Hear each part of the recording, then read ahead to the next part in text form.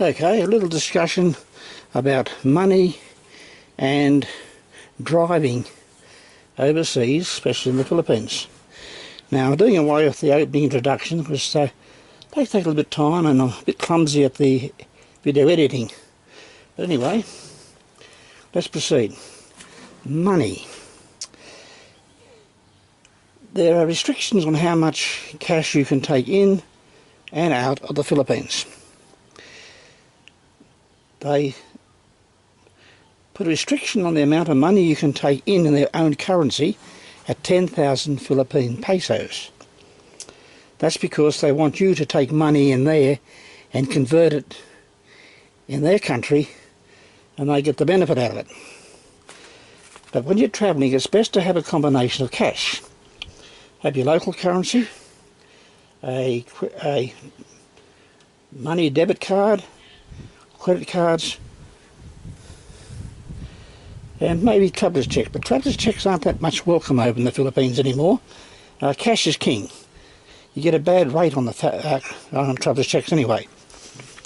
So what do? Well, first of all, you can get the currency, 10,000 pesos per person beforehand. Now you can get them from various areas. Some of your times you get them to your bank, give them a lot of notice, but you'll get a lousy rate. You can get them from money conversion places and get a better rate. Make sure you get the new notes, the new currency. They're phasing out the old notes and brought new stuff in, and the old notes are out of date as of the 1st of January, and some people might not accept them. You probably need the 10,000 pesos. It'll probably help you around for the first few days, buying things like meals, etc. over the counter. Now, drawing money out over there, you can take up to $10,000 US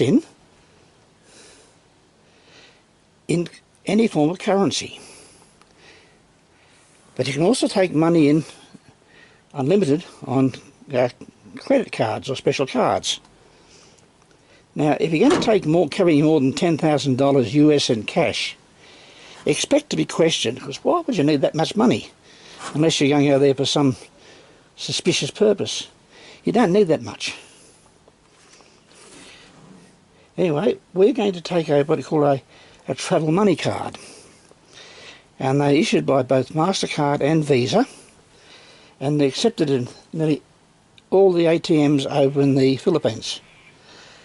They are not linked to your credit card, even though you can use your credit cards over there. We prefer to use the transfer card because if we lose it, people can't go and write on our credit, on our other Visa card.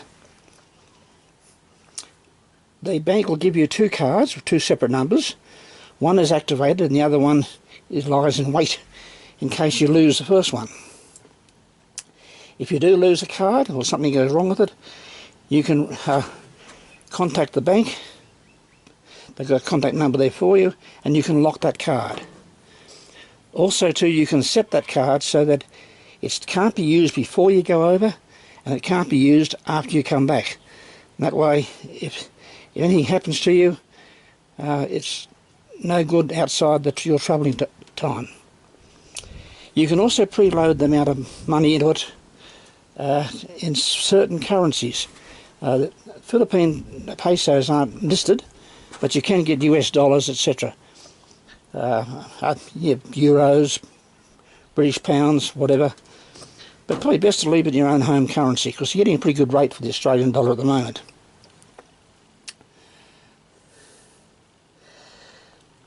The other thing you can do, you can use a credit card for emergency. But I wouldn't like to put credit card details through anything over there. You can't be surprised what can be skimmed off your card. With the money transfer card, you're only going to lose what's in that card. But you can contact the bank and arrange for money funds to be transferred into those cards, which is quite convenient. And you can also do it by net bank as well. If you have a secure connection in a hotel or something, you could probably get into your bank and transfer money from, say, your credit card or your ordinary savings account across into money transfer card. The ATMs in the Philippines charge a 200 peso fee, which is not that much, but it does add up. So when you do take money out, take out the maximum possible each day. That way it cuts down on your fees. Also remember, when you're coming back, you can't bring more than 10,000 pesos in their currency out. So if you got more than 10,000, give it to a relative or help out a hobo on the street. Now the other thing I found out today was driving in the Philippines. Now there's such a thing as called an international driver's permit. Now it doesn't replace a license, but you get it from your local motoring association like NRMA in New South Wales. It costs you $40, and anybody with a valid driver's license, and not a learner, if you have provisional or standard license, can get one of these permits. Now it does not replace your driver's license.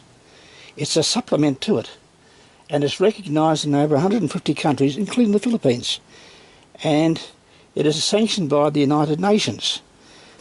Now, I don't suggest you get one of these and then hop in a car in Manila and try driving around like a maniac. You'll very soon end up as a statistic.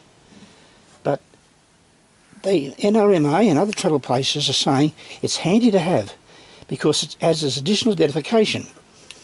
If you get somewhere and they demand to see your passport or identification, and you want to hand it over, you might want to see your passport again. And what you can do is hand them over that international driver's permit, and they have to accept it because it's recognised internationally. Because that way your passport's safe, and if you don't get it back, the permit, you only lost a $40 permit. Now the permit's good for a year. It's let's say $39. The advantage of it is if you're going over there for about 1 month or 2 months or 3 months, it's okay. If you're going to go over to the Philippines and stay there for longer, you're probably best to get an international driver's license as well as the permit. But as I said, it doesn't replace your license, and if your license expires while you're over there and you're driving on these permits, expect to catch the full force of the law.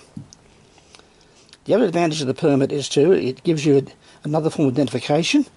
In the event of an accident, it shows that you have a valid driver's license in Australia, and also that you're probably covered by insurances regarding registration of vehicles, etc. So it's worthwhile looking into that. Anyway, I'll cut this video short now. I'll think of some more stuff to put up later on. At the moment we're running around buying things. We recently acquired a small laptop computer which will work in the Philippines, which we're going to use for processing videos. It takes SD cards, so I can download the videos onto the SD cards, and I can then put those back into my computer back here. It also has a Wi-Fi, and I can use Skype if necessary to contact the bank to make transactions if necessary, because they will do that if you've got a face-to-face contact. Anyway, that's all from this video. I hope you like our hanging geraniums there. They're ivy geraniums. There's about 6 or 7 different colours in each pot, and Ding does those for therapy. She does the cuttings and gives them away, sells them, whatever she does with them. Anyway, it's her hobby. Okay, that's all for this one. Another video later on.